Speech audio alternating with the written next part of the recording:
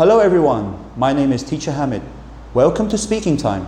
Today we are going to talk about a repair shop. When Chan drove home, he always stopped to pick up litter from the side of a road. He put the litter in the bin, but sometimes he found big things like broken washing machines. He always picked up these big things and took them home with him.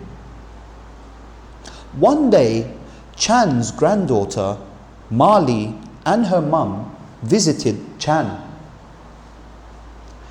Chan showed them his garden full of repaired appliances and offered them any washing machine they liked. Marley quietly asked Chan to show her how to repair things. Next week, a new sign in Chan's garden read, "Chan and Marley's repair shop." And Marley enjoyed learning how to fix things with her grandpa. Thank you for listening.